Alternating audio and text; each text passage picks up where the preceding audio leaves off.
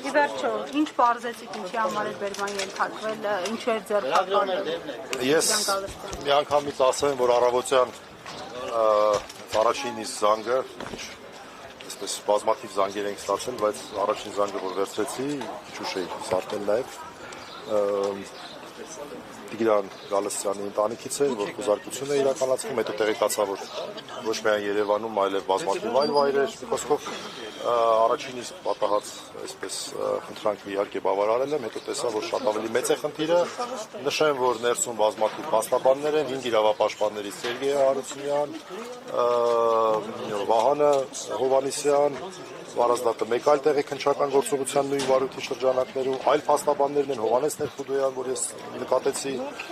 եւ բնականաբար բազմաթիվ ձերբակալվածներ, այդ թվում նաեւ Բագրատ Սրբազանն է եւ շատ մարդիկ իմ պաշտպանյալը իհարկե իմ պաշտպանյալի մոտից եմ գալիս։ Մոտավոր թիվ չգիտեմ, ուրեմն մի քանի կարևոր բան ուզում ասել։ Առաջինը, տեսեք ինչ շատ մեղմ եմ ասում, անարդար բան է տեղի ունենում։ Քննչականը վրա տալիս է ուրեմն վարույթի նյութեր, չենք էլ ծանոթացել դրանք, բայց վրա տալիս է վարույթի նյութեր։ Դրանք գտնվում են ուղիղ քննչական կոմիտեի հետ կապ չունեցող քաղաքական կառույցի, մասնավորապես Civic AM-ի հետ համագործակցության մեջ, մի բան նրանք են տալի, մի բան իրանք են տալի, այսինքն սա քաղաքական ուղիղ ուղղորդման մասին է վկայում, բայց մեզ պաշտպաններից արգելում են նախաքննական տվյալներ հրապարակել։ Սա ուղղակի խայտառակություն է։ Օրինակ ես հիմա չեմ կարող ասել, ըստ երևի թե քննչականի տրամաբանության, օրինակ, որ իմ պաշտպանյալի տնից օրինակ հայտնաբերված երեխայի սենյակից հայտնաբերված ինչ-որ մի առարկա, երեխայի խաղալիքն է եղել, իր երեխայի այսպես խաղասրահում են հայտնաբերել։ Ես չգիտեմ, եթե դա ես հրապարակեմ դրա վաղը մյուսօր ինձ պատասխանատվության ենթարկելու հարց կառաջացնեն, թե չէ, բայց իրանք կարող են ամբողջ նախաքննական տվյալները հանրությանը ներկայացնել, դրանով ձայնագրություններ, բացի ձայնագրություններից նաև ինչ-որ այսպես փաստական տվյալներ ըստ իրենց, որը որ մեղմ ասած չի համապատասխանում ոչ սահմանադրությանը, ոչ օրենքներին, ոչ միջազգային ստանդարտներին։ Մենք պետք է հավասար հնարավորություն ունենանք ոչ միայն դատարանում, այլև հանրության առջև ներկայացնելու այն տեղեկությունների կեղծ լինելի, եթե դրանք կեղծ են, որոնք որ ներկայացվելու են եւ օգտագործվելու են մեր վստահորդների դեմ։ Երկրորդը, իմ պաշտպանյալը կոնկրետ որևէ կետ մեղադրանքը չի ընդունում, ոչ մի կետ մեղադրանքը չի ընդունում։ Մեղադրանք է առաջադեմ, դրա մասին խոսել են արդեն, որ ահաբեկչական բանի հետ կապված նախապատրաստություն, սահմանադրական կարգի հետ կապված, բոլորը նախապատրաստության մակարդակում իմ պաշտպանյալը կոնկրետ ես խոսում եմ ուրեմն Տիգրան Գալստյանի մասին, նա չի ընդունել, գիտեք չգիտեմ, նորից նույն բանը ասեմ, որտեղ վստահ եմ, որ շատերն են դրա մասին խոսել, սա ակնհայտ քաղաքական հետապնդման տարեր է պարունակում, ակնհայտ է ամեն ինչ, ես նաև հիշեցի, որ վաղը Ադրբեջանի զինված ուժերի օրն է, ինձ թվում է Նիկոլ Փաշինյանը նվեր է մատուցում նաև ադրբեջանցիներին, դրանով շնորհավորելով այն զինված ուժերի մի խոսքով հասկանալի է։ Միջնորդություններ խափանամիջոց կանանալ։ Վստահ ենք, որ լինելու են, բազմաթիվ են քաղաքացիները, մենք չգիտենք դատարանները, որոնք են լինելու, կարծում եք մեկից ավել դատարաններ են լինելու, դրա համար ճիշտ է, որ մի պաշտպանը մեկից ավել պաշտպանյալ չունենա, որտեղ միաժամանակ կարող է լինել, խնդիր կարող է առաջանալ։ Ուրեմն այս պահի դրությամբ այսքանը կարող եմ ասել, եթե լինեն լրացուցիչ տեղեկություններ, բնականաբար մենք կհայտնենք, ուրիշ ինչ կարող ենք ասել, այսքանը։ Տիգրան Գալստյանի այս նույն գործով է անցել։ Այո, մեկ վարույթ է, ես չգիտեմ բոլորին նույն մեղադրանքն է առաջադրվում, թե չէ, բայց վարույթը նույնն է։ Ինչով է հայտնի Տիգրան Գալստյանը, ինչ բիզնեսով է զբաղվում, որովհետև նա հանրության համար կարծեք թե անծանոթ է։ Գիտեք, ոչ միայն հանրության այստեղ ձերբակալված են ոչ միայն հանրությանը հայտնի մարդիկ, այլև բազմաթիվ հանրությանը անհայտ մարդիկ։ Դա ես չեմ կարող թիվը ասել, բայց վստահ եմ, որ 15-ից ավել են։ Ամեն դեպքում այն բանից հետո է առավոտից է զանգեր է ստանում, 10-ից ավել ես հաշվել եմ։ Ամերիկան 3 հեղաշրջման պլան, այսպես գնահատականը հնչեց, քրեական վարույթը ուղարկվեց ըստեյության քննչական կոմիտե, վարույթը նախաձեռնվեց, արդեն առավոտյան սկսվեց գործընթացը։ Կարող ենք ենթադրել ընդդիմության գրպանը պլան են գծել, հա, այսպես որակում։ Ես կարծում եմ դա շատ ողջամիտ որակում է։ Ես շատ ողջամիտ եմ համարում, նորից ասեմ, այստեղ կան երկու կառույցներ, որոնք որ տեղեկություններ են տրամադրում հարությանը, մեկը պաշտոնապես քաղաքացիական պայմանագրի օրգան հանդիսացող, դա տերմին է, չէ՞, ժամանակ Pravda թերթը կոմունիստական կուսակցության օրգաններ, հիմա այսպես CVKM-ը համարվում է քաղաքացիական պայմանագրի օրգանը, այդ ԶԼՄ-ի միջոցով տեղեկություններ են հրապարակում, հետո քննչականն է տեղեկություններ հրապարակում, բայց մեզ փաստորեն արգելել են։ Ես շատ կարևոր հանգամանք եմ ուզում նշել, որտեղ հաստատ լինելու են, եթե ոչ կեղծ, ապա բոլորեցնող տեղեկություններ հանրությանը, որպեսզի իրենց համար ավելի այսպես շահեկան ձևով տեղեկատվական դաշտը գնա։ Սա շատ կարևոր հարց է, ես նախապես եմ ուզում դրա մասին խոսեմ,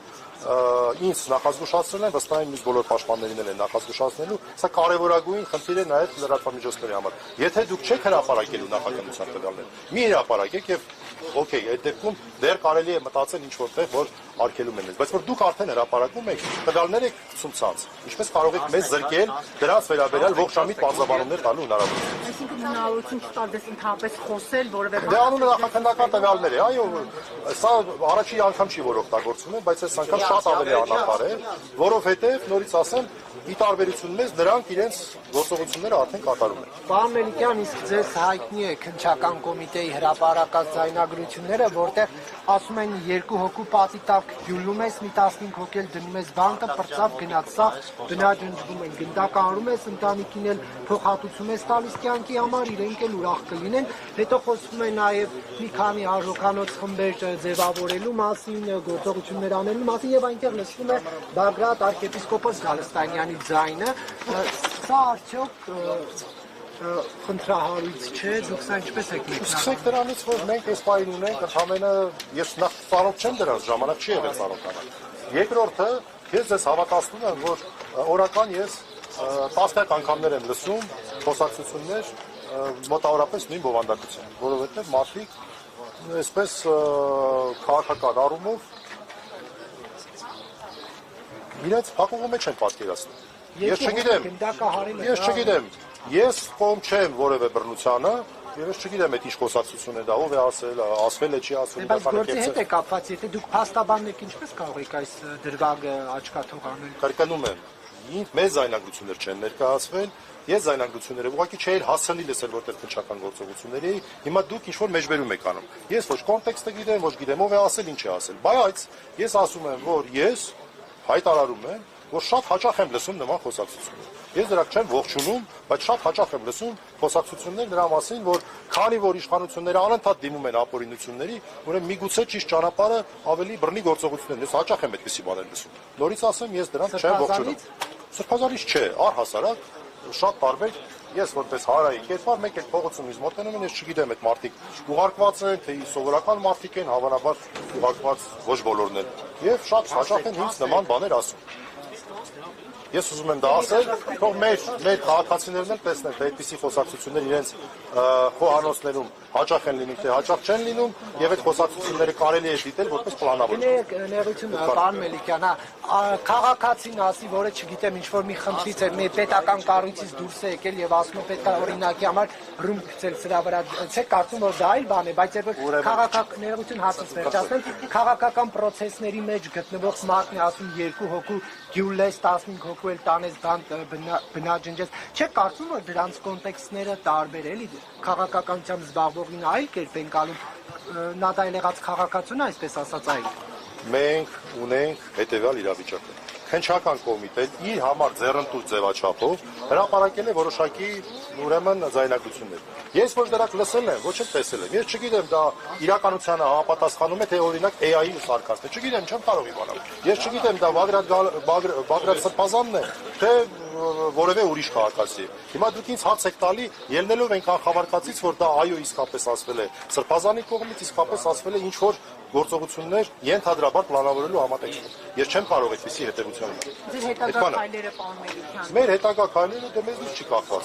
Ես ենթադրում եմ, որ մեզ հրավիրելու են, ես ենթադրում եմ, որ դատական նիստ է լինելու, քանի որ շատ են կարծում եմ մեկից ավել դատարաններում, կարծում եմ դատարաններում են լինելու։ Հա, մի կարևոր բան ասեմ, իրավական հարց ասեմ, բոլորը ձերբակալված են 24 ժամվա ռեժիմում։ Այսինքն ոչ թե 72, այլ 24 ժամվա ռեժիմ ունեն, հավանաբար այսօր երեկոյան ենթադրում եմ պետք է արդեն դատարաններ մուտք անեն, դատարաններն էլ պետք է նշանակեն կոնկրետ դատավորներին, մեզ նյութերը տան մենք ծանոթանանք, կարողանանք պաշտպանություն իրականացնել, ենթադրում եմ գիշերը լինելու է բավական ծանրաբեռնված բոլոր այն պաշտպանների համար, ովքեր որ ներգրավում են։ Պարոն Մելիքյան, Նիկոլ Փաշինյանը իր գրառումներով նաև փորձել է Ղեհափարի անունը շահարկել այս գործընթացի հետ կապված։ Հնարավոր համարում եք, որ նաև եկեղեցին փորձել ներքաշել այս գործընթացին։ Նախ ձերբակալված է, աննախադեպ բան է տեղի ունեցել, ձերբակալված է Հայ Առաքելական Սուրբ Եկեղեցու այդքան բարձր նվիրապետ, նման բան տեղի ունեցած չի եղել մինչև այս, երևի 30-ականներից այն կողմ նման բան տեղի չի ունեցել, բայց բոլորս էլ գիտեն, որ Բագրատ Սրբազանը ինքնուրույն գործունեություն է իրականացնում եւ եկեղեցու այս գործի հետ կապելը անգամ քննչականի հրապարակած տեղեկություններից չի։ Ուրեմն այդ մարդու հայտարարությունները հատկապես երեկվա խուլիգանական ձևակերպումից հետո ինչ որ օրգաններ ինչ որ մարդկանց ցույց տալուց հետո ես ընդհանրապես չեմ ուզում որևէ կերպ մեկնաբանել։ Նա միայն կարող եմ ասել, որ Նիկոլ Փաշինյանը անգամ իրենց կողմից հրապարակված տեղեկությունների հետ ոչ մի կապ չունեցող տվյալներ է ներկայացնում եւ իր քաղաքական նպատակներով իր ազգակիցների, ես կարծում եմ դա քաղաքական հայ չէ, նա քաղաքական ադրբեջանցի է, քաղաքական ադրբեջանցիների իշահ մեր եկեղեցին նսեմացնելու, մեր եկեղեցին գրավելու ուղղությամբ է նաև ուզում օգտագործել այս ակնհայտ քաղաքական հետապնդում։ Հնարավոր է այդ ձայնագրությունները փորձաքննության ենթարկվեն բարձելու համար իսկապես օրինակ Բագրատ arczepiskopos Գալստանյանը։ Չգիտեմ, չեմ կարող ասել, նորից ասեմ, ես նախ չեմ լսել, ֆիզիկապես հնարավորություն չեմ լսել։ Ես նախ ուրեմն հարգելի քաղաքացիներ, ես ուզում եմ արձանագրել։ Ես այս վարույթով ներգրավված եմ որպես Հայաստանի Հանրապետության քաղաքացի Տիգրան Գալստյանի, ով գործարար է։ Չէ, աջում չի աշխատում։ Գործարար, հայրեն ասեր, հայ տղա։ Մարդ, որ ես կարծում եմ այդպիսի մարդկանցից եթե շատ լինեն, մենք հիմա այսօրը չենք լինի։ Ինչևէ։ Որը ընդունեցել ասեց ես առնչություն ունեմ, ես հարգում եմ Բագրատ Սրբազանին, ժամանակ առ ժամանակ հանդիպում ենք, ես դա գիտեի այսպես թե այնպես։ Այսինքն դա գաղտնիք չի ոչ մեկի համար։ Դե այնպես չի, որ այսպես գնացել են եւ այո, խոսքը վերաբերում է նրան, որ այն մարդիկ, ովքեր որ այստեղ են, ես չեմ կարծում, որ խոսքը վերաբերվում է քաղաքացիական պայմանագրի աջակիցների։ Դժվար թե այստեղ ձերբակալված քաղաքացիական պայմանագրի աջակիցների։ Այսքան։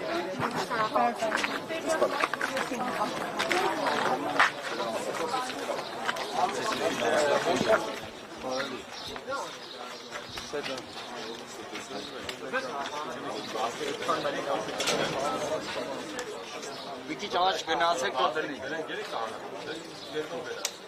Բրեն կոմուն են։